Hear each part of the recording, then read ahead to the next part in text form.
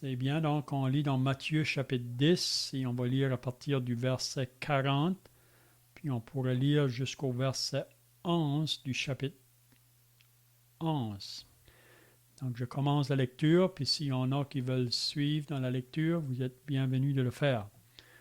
Donc Matthieu 10, le verset 40, c'est les paroles de Jésus qui dit « Celui qui vous reçoit me reçoit. Et celui qui me reçoit, reçoit celui qu'il m'a envoyé. Celui qui reçoit un prophète en qualité de prophète recevra une récompense de prophète. Et celui qui reçoit un juste en qualité de juste recevra une récompense de juste. Et quiconque donnera seulement un verre d'eau froide à l'un de ces petits, parce qu'il est mon disciple, je vous le dis en vérité, il ne perdra point sa récompense. Lorsque Jésus eut achevé de donner ses instructions à ses 12 disciples, il partit de là pour enseigner et prêcher dans les villes du pays. Jean, ayant entendu parler dans sa prison des œuvres du Christ, lui fit dire par ses disciples. Es-tu celui qui doit venir, ou devons-nous en attendre un autre? Jésus leur répondit, allez, rapportez à Jean ce que vous entendez et ce que vous voyez.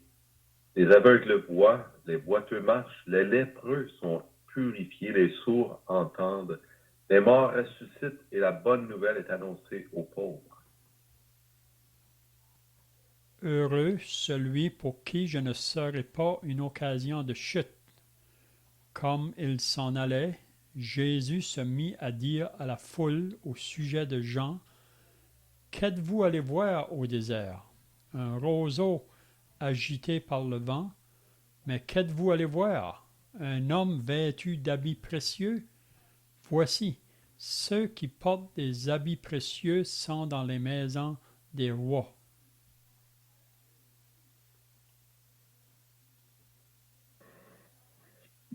Qu'êtes-vous donc allé voir? Un prophète? Oui, vous dis-je, et plus qu'un prophète. Car c'est celui dont il est écrit, voici, j'envoie mon messager devant ta face pour préparer ton chemin devant toi. Je vous le dis en vérité, parmi ceux qui sont nés de femmes, il n'en a point paru de plus grand que Jean-Baptiste. Cependant, le plus petit dans le royaume des cieux est plus grand que lui. Amen. Donc on va arrêter là pour notre lecture.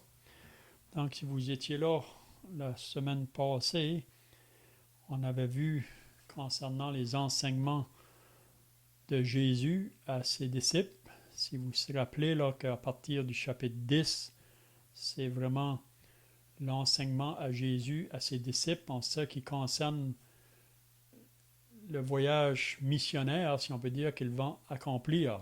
Donc on voit, c'est la première fois que Jésus envoie ses disciples en mission, en avant de lui, pour annoncer la bonne nouvelle du royaume. Si vous vous rappelez, on avait dit que Jésus avait dit que je vous envoie comme des brebis au milieu des loups. Soyez donc prudents comme les serpents et simples comme les colombes. Donc on voit que Jésus les met en garde quand un danger, si on peut dire, puis il leur dit que vous serez comme des brebis au milieu des loups. Puis Jésus leur dit tout vraiment ce qu'ils vont rencontrer dans leur chemin là, pour faire ce travail de mission, si on peut dire. Puis Jésus a apporté aussi le côté là où qu'ils allaient connaître vraiment le rejet en premier. Ça commence souvent dans le côté de la famille. Donc on avait vu ça dans les passages qu'on a vus la semaine passée. Puis aussi Jésus faisait comprendre qu'il n'était pas venu pour apporter la paix sur la terre, mais l'épée ou la division. Puis il nous faisait comprendre que le Père se lèvera contre le Fils contre le Père, la mère contre la fille. On aura pour ennemis les gens de notre propre maison. Qu'est-ce qu'on avait compris, c'est que ceux qui vont croire en Jésus, donc ils vont être du côté de Dieu ou dans le camp de Dieu. Mais tous ceux qui ne vont pas croire, ils demeurent toujours dans le camp ennemi. Donc, le moment qu'une personne se convertit, il est associé dans le camp de Dieu maintenant. Donc, il fait face à ceux qui sont en dehors, qui sont les ennemis de Dieu. Donc, ça peut être même dans la famille. Si deux sont sauvés, trois ne sont pas sauvés. Donc, ceux qui ne sont pas sauvés sont comme ennemis de ceux qui sont sauvés. Donc, ça cause des divisions. Même, on avait vu que le frère livra son frère à la mort. Puis, on voyait même que les parents vont livrer leurs enfants à la mort. Les enfants vont se soulever contre leurs parents. Donc, on voit vraiment que de suivre le Seigneur Jésus, ça va coûter quelque chose. Ça va même être prêt à aller jusqu'à la mort. Puis Jésus nous avait fait comprendre que c'est pas qu'on ne doit pas aimer nos parents, nos pères, nos mères ou nos enfants, mais quand ça vient le temps de le suivre comme disciple, il faut qu'on soit prêt à tout quitter. Il faut que lui devienne la priorité quand ça vient le temps à l'appel au salut, puis aussi quand ça vient le temps à l'appel pour le service. Et donc, Jésus devrait toujours avoir la priorité en tout temps. Et, ou on pourrait dire, c'est ça qu'on voit tout au long de la parole. Ceux qui vont suivre Dieu, c'est Dieu qui doit avoir la priorité avant toute autre chose. Donc, si on commence au verset 40 ce soir, Jésus va dire, celui qui vous reçoit, donc en parlant à ses disciples, là, parce qu'il nous avait dit juste auparavant qu'il y a des places où vous allez aller, ils ne vont pas vous recevoir. D'autres places, ils vont vous recevoir. Donc là, il leur dit, celui qui vous reçoit, me reçoit. Donc, en recevant le disciple qui est envoyé par le Seigneur là, pour annoncer le message, donc ceux qui reçoivent le disciple avec son message, ils reçoivent Christ. C'est comme si qu'ils reçoivent Christ. Donc, celui qui vous reçoit, me reçoit, et celui qui me reçoit, reçoit celui qui m'a envoyé. Donc, on voit que de recevoir ou d'écouter le disciple qui est envoyé de Dieu, le vrai disciple, il faut toujours comprendre qu'il y a toujours les faux qui s'élèvent. Ça vient la même chose concernant les prophètes. Si vous lisez concernant les prophètes dans l'Ancien Testament, il y a ceux qui sont réels, qui sont vrais, mais il y a toujours les faux. Mais là, on est appelé à discerner le vrai d'avec le faux. Mais quand on discerne le vrai qui vient avec le message, on devrait le recevoir et non pas le rejeter. Donc, si on reçoit donc le messager, on reçoit Christ. Puis aussi, en recevant Christ, on reçoit aussi le Père. Donc, c'est ça que Jésus veut nous apporter ici. Puis ensuite, il va dire là, celui qui reçoit un prophète en qualité de prophète recevra une récompense de prophète. Et celui qui reçoit un juste en qualité de juste recevra une récompense de juste. Et quiconque donnera seulement un verre d'eau froide à l'un de ses petits, parce qu'il est mon disciple, je vous le dis en vérité, il ne perdra point sa récompense. Donc ici, on voit que Jésus dit clairement de recevoir un serviteur de Dieu, ça va nous apporter la bénédiction sur nous.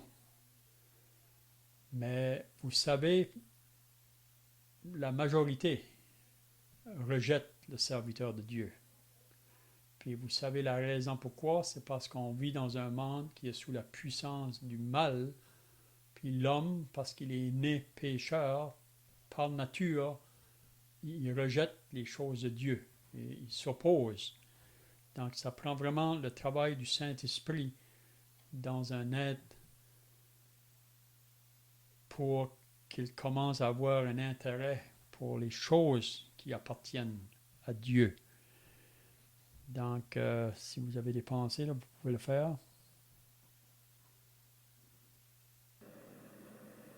Tu as mentionné, Léon, le verset qui dit « Je vous envoie comme des brebis parmi les loups ». La pensée qu'il faut retenir aussi dans ce verset-là, c'est l'idée que Jésus nous décrit comme des brebis. Il ne nous envoie pas comme des loups parmi des loups. On ne doit pas avoir un comportement de loup. Il ne nous envoie pas comme des lions ou des panthères ou des hyènes ou des je ne sais pas quoi, des animaux, on va dire offensifs, mais vraiment comme la brebis. Donc, c'est pas parce qu'on est agressé qu'on doit agresser.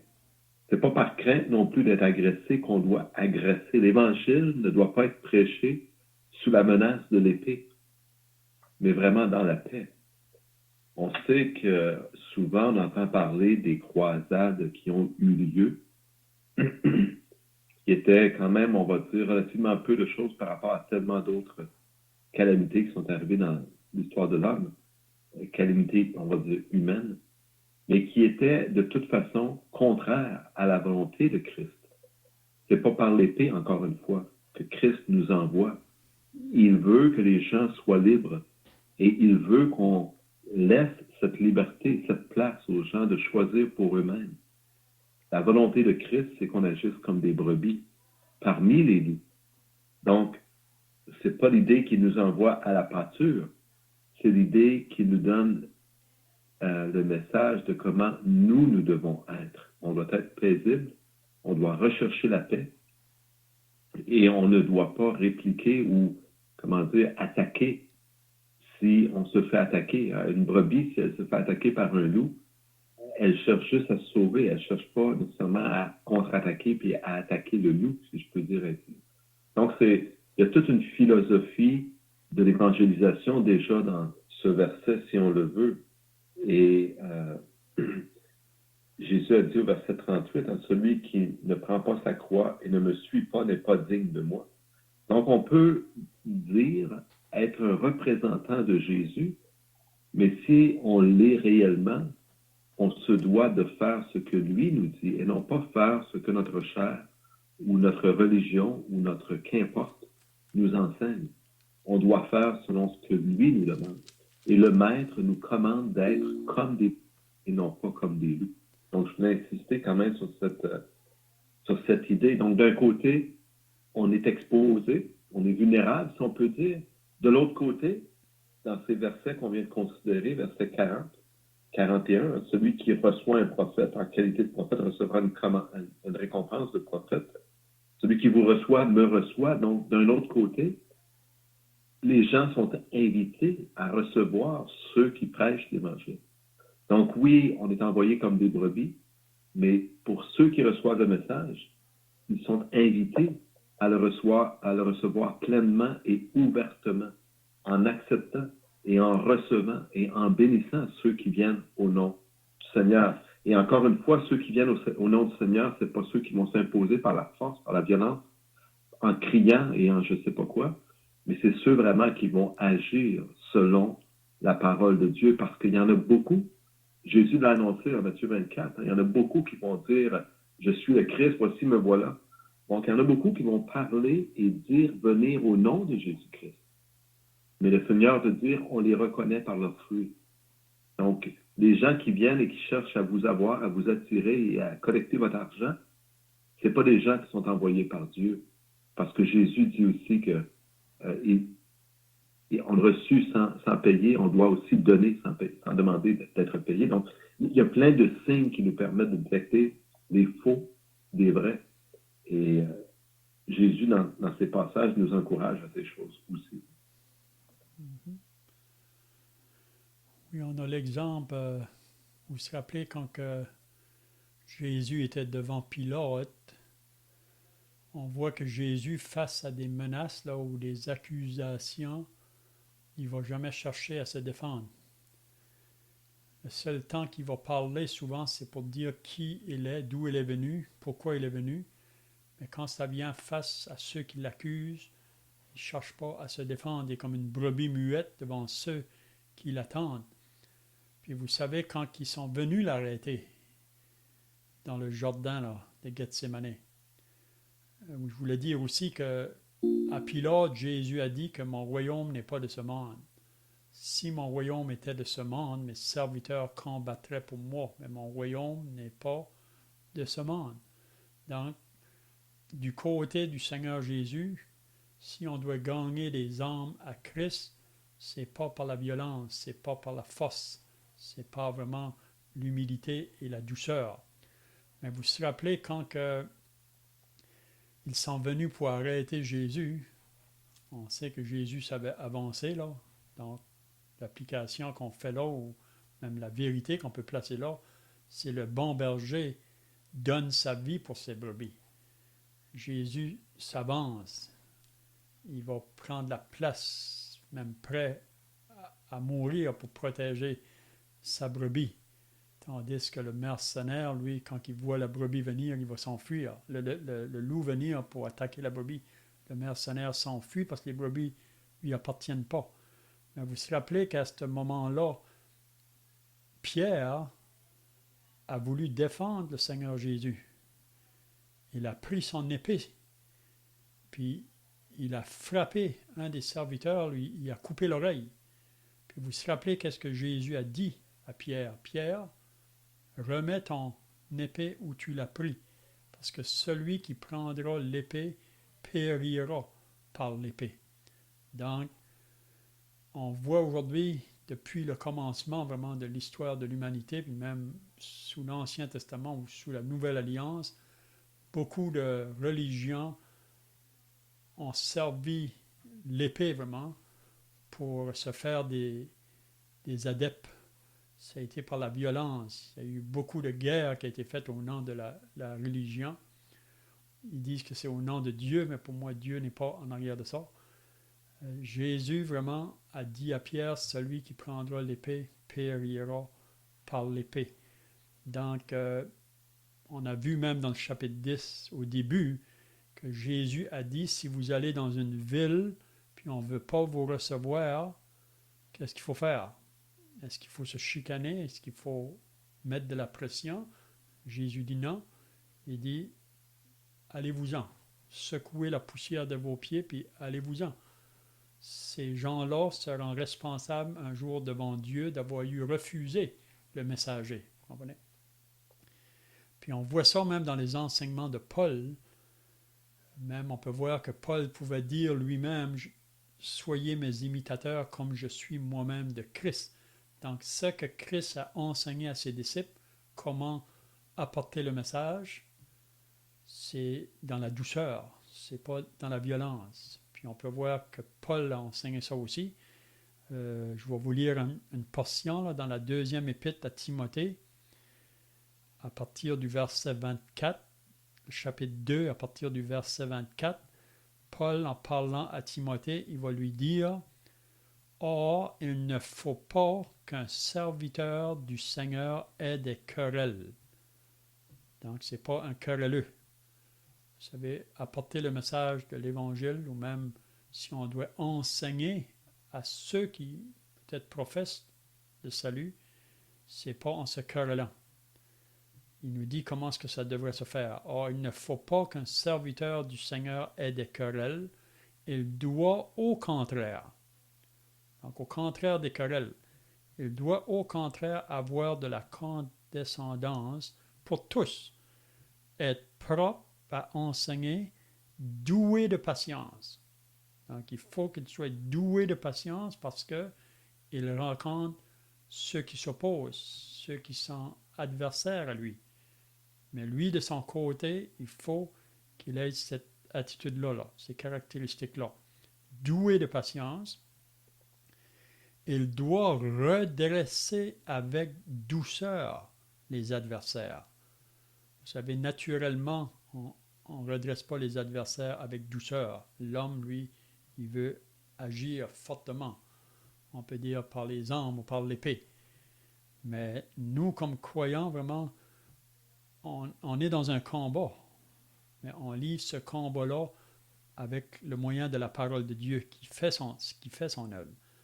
Donc, il doit redresser avec douceur les adversaires dans l'espérance que Dieu leur donnera la repentance pour arriver à la connaissance de la vérité. Donc, nous, vraiment, on donne le message, puis on espère que Dieu, par son esprit, va faire une œuvre dans le cœur des gens pour les attirer à lui. Et ça dit que revenus à leur bon sens, ils se dégageront des pièges du diable qui s'est emparé d'eux pour les soumettre à sa volonté. Donc, l'importance d'apporter le message avec un esprit de douceur et non pas d'être sur une défensive parce que on ne peut pas s'en sortir. Si on va avec le message de l'Évangile partout, dans tous les pays, on va rencontrer l'opposition, soit opposition physique ou même verbale, mais nous, en retour, on doit réagir comme une attitude humble, comme la brebis, on veut dire. Oui? Donc, je vois qu'il y en a qui s'est ajouté, là, mais on est dans Matthieu 10, à partir du verset 40. Puis on avait vu là, que Jésus disait à ses disciples que ceux qui vont vous recevoir, ils me reçoivent. Puis aussi, ceux qui me reçoivent celui qui l'a envoyé, c'est-à-dire le Père. Puis on voit qu'il y aura une bénédiction donnée, ou même des récompenses données à ceux qui vont recevoir les serviteurs de Dieu favorablement. Peut-être, j'aimerais vous poser la question, est-ce que vous connaissez dans les Écritures des personnes qui ont exercé l'hospitalité ou qui ont reçu les serviteurs de Dieu favorablement? Est-ce que vous connaissez des personnes qui l'ont fait dans les Écritures? Est-ce que quelqu'un a des pensées?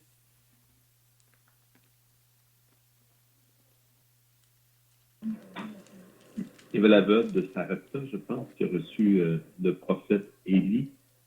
Il y avait aussi le prophète Élisée qui était reçu par cette dame, je ne me souviens plus du lieu où elle habitait, mais elle avait préparé une chambre, mis ça à part, et elle avait demandé à son mari, elle avait dit que c'était un homme de Dieu, et elle avait voulu le recevoir, elle avait insisté dans ce sens-là. Et la Bible nous dit même que sans le savoir, des gens ont reçu des anges. On sait qu'Abraham était hospitalier lorsque quand il a vu les trois hommes arriver vers lui, il est allé vers ces gens-là, il les a offerts à souper, etc. Et puis, plusieurs exemples. C'est ça. Donc, c'est des exemples qu'on peut voir que des personnes ont reçu les messagers de Dieu. Puis, il y a toujours une bénédiction qui va être apportée à ceux qui vont recevoir les serviteurs de Dieu. On a aussi l'exemple de Gaius, si vous lisez la 3e épître de Jean, oui, il nous parle d'un homme qui s'appelait Gaius, puis qui recevait chez lui les serviteurs de Dieu. Oui. Donc, en le faisant, c'est comme si on reçoit Christ. Vous vous rappelez quand l'apôtre Paul, qui se nommait Saul de Tarse avant sa conversion, là, il était un persécuteur de l'Église. Si vous vous rappelez là, même qu'il était là quand on a lapidé Étienne, le premier martyr de l'Église, Saul de Tarse était là pour approuver le meurtre d'Étienne. Mais par la suite, quand il s'en allait sur le chemin de Damas pour aller persécuter les chrétiens à Damas, pour faire du mal aux disciples du Seigneur, vous vous rappelez que sur son chemin, à midi, il y a une lumière qui est venue du ciel plus brillante que celle du soleil, Puis Saul est tombé par terre. Puis il a entendu cette voix, Saul, Saul, pourquoi me persécutes-tu? Donc Saul persécutait les chrétiens, les disciples. Jésus dit, pourquoi me persécutes-tu? Parce qu'en persécutant les chrétiens ou les disciples, on persécute Jésus. Puis Jésus avait dit à Saul, il te serait dur de regimber contre ses aiguillons. C'est que Dieu est en train de travailler avec cet homme-là pour le réveiller à sa condition, parce que lui, il pensait dans son zèle qu'il servait Dieu, mais vraiment, il était vraiment un serviteur du diable, de l'ennemi de Dieu. Donc, de recevoir un disciple ou un prophète ou un juste, ça veut dire un peu la même chose, c'est de recevoir quelqu'un qui a cru à Dieu, qui vient vers vous, même qui dit « Quiconque donnera seulement un verre d'eau froide à l'un de ses petits. » Donc, seulement donner un verre d'eau froide. Vous savez que travailler dans l'Évangile, souvent, puis même surtout les disciples ici, là, ils faisaient des grandes marches, puis parfois dans la chaleur, ça devenait épuisant. Puis quand on arrivait dans une place pour annoncer le message, parfois on arrive là avec la gorge sec, puis parfois fatigué, mais quand quelqu'un nous présente un verre d'eau, c'est très rafraîchissant. Puis on peut le dire par expérience, vraiment, avec des années, on a expérimenté des personnes parfois qui nous recevaient, puis une des premières choses qu'ils veulent nous offrir, c'est un verre d'eau. Et puis ça fait très bien. Puis Jésus dit, même probablement qu'il y a des gens qui le font parce qu'ils ont entendu cette parole ici. Quiconque, ça veut dire n'importe qui donnera seulement un verre d'eau froide à l'un de ses petits, c'est-à-dire à l'un de mes disciples, je vous le dis en vérité, il ne perdra point sa récompense. Donc, le Seigneur met une grande valeur sur son serviteur. Puis vous allez bien aussi comprendre que souvent le serviteur de Dieu, c'est pas souvent un homme comme Jésus était lui-même. Vous savez, Jésus, on le décrit aujourd'hui comme un homme qui est très attirant ou peut-être beau de figure, ou on fait de lui vraiment. Mais ça nous dit dans la parole que Jésus lui-même n'avait rien pour attirer les regards. Il n'avait ni beauté ni aspect pour attirer nos regards. Donc souvent le serviteur de Dieu, c'est un homme très simple, même Jean-Baptiste. Jean-Baptiste, on va le voir par la suite, là. Il n'était pas un homme vraiment qui pouvait être attirant à la vue humaine.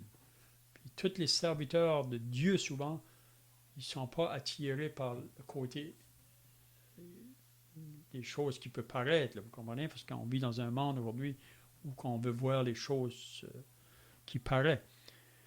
Mais des personnes simples, comme que notre frère a dit tout à l'heure concernant la femme, la veuve, la femme à Sonen plutôt, qui a accepté Élisée dans sa maison, elle le reconnaissait comme un homme de Dieu. Mais Élisée est un homme bien simple pour moi.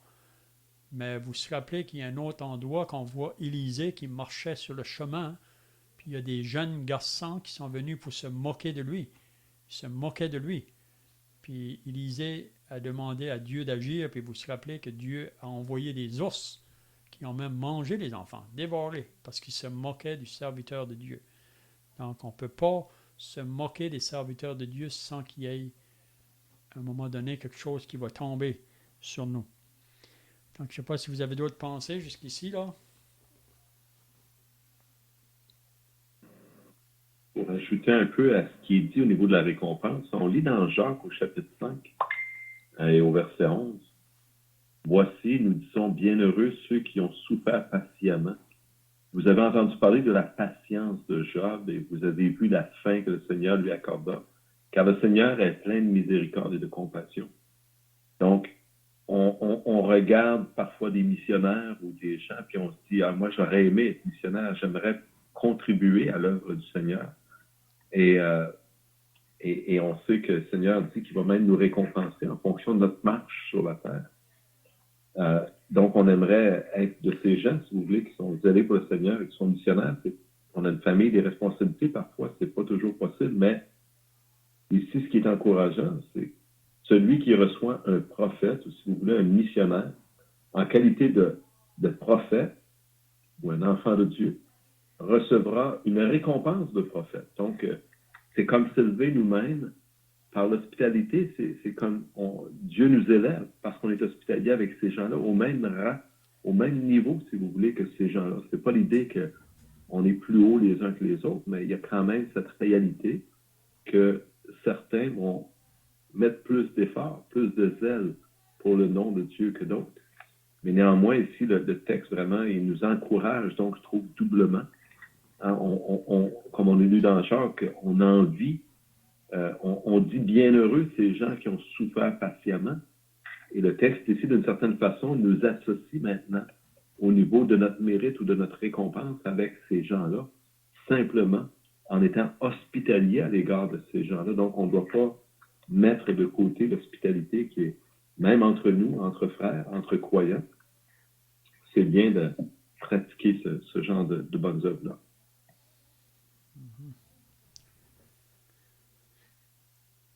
Donc, si qu'on se rappelle bien, donc, depuis qu'on a commencé le chapitre 10 là, de Matthieu, ça c'est vraiment le deuxième serment ou message que Jésus donne dans l'évangile de Matthieu. Il a donné 5 messages, ça c'est son deuxième. Puis vous allez remarquer que quand il donne ces messages, c'est souvent, premièrement, à ses disciples. Puis on peut voir que le chapitre 10, vraiment, ça comprend tout à propos de ses disciples et concernant d'aller avec le message. Puis il a mis ça bien clair. Puis c'est ça qu'il faut que nous, on saisisse, que c'est pas possible d'aller pour parler de la part de Dieu sans rencontrer l'opposition ou le mépris ou la moquerie, le rejet, le dédain, parce que notre maître, Jésus lui-même, a connu ces choses-là. Donc, il faut être prêt à affronter ça. C'est comme j'ai dit la dernière fois, que si on n'est pas prêt à rencontrer l'opposition ou à souffrir pour le nom de Christ, on n'est pas prêt à aller pour apporter le message. Donc, on voit vraiment que le chapitre 10 au complet, c'est ça qui nous fait comprendre. Puis on termine le chapitre 10, puis Jésus dit simplement que ceux qui vont vous recevoir, c'est comme si qu'ils me reçoivent. Si vous vous rappelez, dans Matthieu 25, Jésus nous parle là, Jésus parle, c'est concernant le jugement des nations. Puis si vous lisez, ça va se faire juste avant que le Seigneur Jésus établisse son règne sur la terre, à la fin de la tribulation, là, le jugement des nations prendra place. Puis si vous vous rappelez, Jésus a dit à ceux qui étaient à sa droite, venez, vous qui êtes bénis de mon Père, prenez possession du royaume qui a été préparé pour vous dès la fondation du monde. Car j'ai eu faim, vous m'avez donné à manger. J'ai eu soif, vous m'avez donné à boire. J'étais un étranger, vous m'avez accueilli. J'étais en prison, vous êtes venu me voir. Mais là, ils vont dire à Jésus, mais quand est-ce, Seigneur, quand tu as fait ces choses-là? Mais à chaque fois que vous l'avez fait à l'un de mes plus petits, c'est comme si vous l'avez fait à moi. Mais si vous vous rappelez, Jésus a dit à ceux qui étaient à sa gauche, retirez-vous de moi, allez maudits dans le feu éternel qui a été préparé pour le diable et ses anges, car j'ai eu faim et vous ne m'avez pas donné à manger. J'avais soif, vous ne m'avez pas donné à boire. J'étais étranger, vous ne m'avez pas accueilli. Ils ont dit, quand est-ce, Seigneur? À chaque fois que vous ne l'avez pas fait à l'un de ces plus petits des miens, c'est comme si vous ne l'avez pas fait à moi. Donc, il faut avoir cette pensée-là, que si on fait du bien aux serviteurs que Dieu envoie sur notre route, il y a toujours une bénédiction qui va venir. Peut-être on ne verra pas ça tout de suite, mais à un moment ou l'autre, ça va se faire. Puis même surtout par la suite, on voit là les récompenses qui seront données. Alors, quand on commence au chapitre 11, je vois que le temps arrive terminé, là, mais on peut peut-être regarder peut-être juste quelques versets de nouveau là. Ici, Jésus maintenant termine concernant cette instruction-là qu'il donne à ses disciples qu'il va envoyer en mission. Donc, les disciples sont tous au courant de qu'est-ce qui va prendre place dans le chemin qu'ils vont parcourir pour faire connaître le message de l'Évangile. Mais là, au chapitre 11, si vous remarquez, ça dit « Lorsque Jésus eut achevé de donner ces instructions-là à ses 12 disciples, donc eux vont partir, puis ça dit « Il partit de là pour enseigner et prêcher dans les villes du pays. » Donc, le maître, donc ce qui demande à ses disciples, lui-même le pratique. Vous savez, c'est difficile d'enseigner quelque chose aux autres si on ne le fait pas nous-mêmes. Et on voit qu'ici, Jésus, il enseigne ses disciples concernant cette mission, mais lui-même, c'est ça vraiment son parcours. C'est ça son parcours. Donc, après qu'il donne cet enseignement à ses disciples, ça dit, lui-même va partir pour enseigner et prêcher dans les villes du pays. Donc, je ne sais pas si vous avez des pensées au verset 1 ici, là. On peut dire beaucoup de choses, probablement.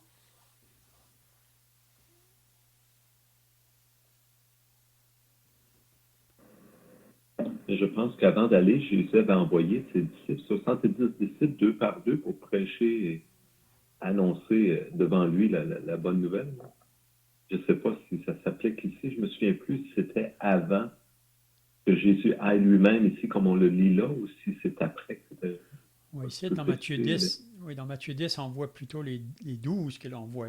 Mais si tu lis dans Luc 10, il mentionne les 70. Les 70. Puis si vous vous rappelez dans Luc 10 aussi, après qu'ils sont arrivés, là, les 70, ils étaient tous contents vraiment, parce que les esprits ils étaient soumis, ils étaient vraiment réjouis de voir même les miracles qui s'accompagnaient à travers d'eux autres. Mais Jésus, vous vous rappelez, les a dit, ne vous réjouissez pas que les esprits vous sont soumis, mais réjouissez-vous plutôt que vos noms sont écrits dans le livre de vie. Donc, je ne sais pas si c'était ça la pensée, là, Guy, ou... Oui, c'était la pensée. Je voulais juste savoir si quand il a envoyé ses disciples, c'était avant Matthieu 11, là, où Jésus est allé lui-même. Il me semble qu'il avait envoyé ses disciples devant lui, avant lui, si on veut, pour faire connaître. Et puis après, Jésus est allé lui aussi. Je voulais juste... Moi, je c'est pense pas que c'est sûr, plus dans Luc la 10 qu'il a chronologie. mentionné ça. Oui. OK, donc, oui, peut-être qu'on peut garder le verset 2 là. Là, maintenant, il va nous parler de Jean-Baptiste. Jean-Baptiste, le dernier prophète qui est venu avant lui pour préparer son chemin. Donc, Jean-Baptiste, si vous vous rappelez, on lit ça dans Luc au chapitre 1, il nous parle concernant les parents de Jean-Baptiste, Zacharie et Élisabeth. Puis on se rappelle l'histoire quand que Zacharie, c'était à son tour là, d'aller offrir l'offrande dans le temple. Il était un sacrificateur. Puis c'est pendant qu'il était là dans le temple que l'ange lui a apparu pour lui dire que sa femme, qui était avancée en âge, allait enfanter un fils. Puis si vous vous rappelez, le père Zacharie a eu un certain doute comme quoi cela pouvait se faire, parce qu'ils étaient avancés en âge tous les deux, puis à la vue humaine, c'était pas possible. Puis on sait que parce qu'il a eu un certain doute, vous vous rappelez qu'est-ce que l'ange lui a dit? Qu'il allait devenir muet. Et jusqu'à ce que l'enfant va arriver là. Puis si vous lisez Luc 1, vous allez lire beaucoup de détails à propos de cet enfant-là. Mais c'était lui, Jean-Baptiste, qui allait venir. Il avait été prophétisé 700 ans avant sa venue par le prophète Ésaïe. Et on lit ça dans Ésaïe. Puis Ésaïe disait à propos de lui, c'était la voix de celui qui crie dans le désert. Puis quand que Jean-Baptiste paraît sur la scène, c'est pas un homme qui est bien attrayant. C'est un homme très simple, un homme qui a vécu une partie de sa vie dans le désert, formé par Dieu pour le travail qu'il allait avoir à accomplir. Puis on va remarquer aussi que son travail a été de courte durée. Le service que Dieu avait pour lui, ça a été d'une courte durée. Mais ici, on le voit, Jean-Baptiste, en prison. Puis probablement, vous savez la raison pourquoi que Jean-Baptiste a été mis en prison. Après qu'il a parlé là, pour préparer le chemin du Seigneur, il a baptisé beaucoup de personnes. Puis c'est un homme qui prêchait la repentance. Mais Jean-Baptiste, à un moment donné, a été mis en prison. Pourquoi? Parce que il annonçait la parole de Dieu. Donc ça, c'est une opposition, une persécution qui est venue sur lui. Donc, est-ce que vous vous rappelez pourquoi qu'il a été mis en prison, Jean-Baptiste? Parce que non seulement il annonçait la parole, mais il le faisait fidèlement, dénonçant même Hérode qui avait pris Hérodia, femme de Philippe, son frère, pour sa femme, ce qui lui était pas permis. C'est ça. Donc, il disait à Hérode, c'est pas bien, Hérode, ce que tu fais. Parce qu'Hérode vivait dans l'adultère. Il a pris la femme de son frère. Donc, de dire la vérité, souvent, ça peut nous coûter quelque chose, là. Même si ça peut être au prix de notre vie. Puis c'est ça qui est arrivé avec Jean-Baptiste. Donc, Jean-Baptiste a été mis en prison. Puis la raison qu'on l'a mis en prison, c'est pour le faire taire ou parce qu'on ne veut plus entendre sa voix. On ne veut plus entendre la parole qu'il prêche, surtout sur le sujet de la repentance. Il faut changer de vie. Et c'est pas assez vraiment de venir, mais il faut réellement ce pas de repentance puis qui est accompagné par un changement de vie. Donc il est en prison, puis c'est ça qu'on va voir. Là, je vois que le temps est passé, donc on va garder ça pour la semaine prochaine. Mais là, ici, dans sa prison, Jean-Baptiste va venir dans un temps de trouble, si on peut dire, dans son esprit, dans son âme, pour ce qui concerne le Messie. Parce que probablement que Jean-Baptiste ne pensait pas, quand il a été appelé par Dieu, qu'il allait arriver à cette condition ici. Mais si on va servir Dieu, on ne sait pas dans les conditions où on peut être, mais Dieu nous promet d'être avec nous autres. Donc, si vous voulez, on va garder ça pour la semaine prochaine, là, à moins que notre frère ait quelque chose à ajouter avant de finir.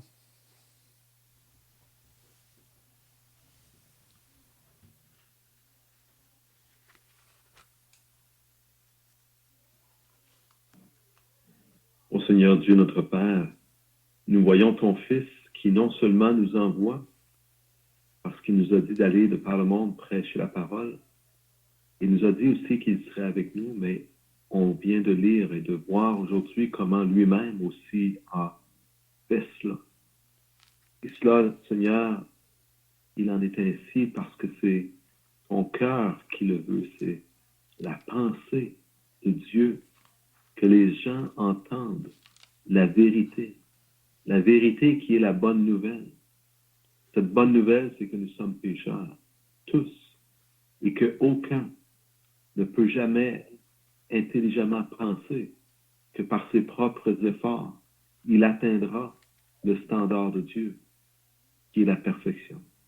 Mais toi, Père, tu nous as élevés dans cette perfection par ton Fils, que tu as offert comme un coupable à notre place. Et cette perfection, Seigneur, qui est la sienne, tu nous l'attribues à nous par la foi, pour tous ceux qui croient en ton message. Et c'est là l'œuvre que toi, ô Dieu, tu as accomplie. Ce n'est pas une chose qui est entre nos mains, mais entre tes mains. Et c'est là le message que Jésus envoyait prêcher, afin que les gens se tournent vers lui. Père, nous te bénissons pour ton amour que tu manifestes en donnant ton Fils, pour ton amour, Seigneur, que tu nous manifestes encore en envoyant tes disciples, comme des brebis parmi les loups, afin d'annoncer la vérité.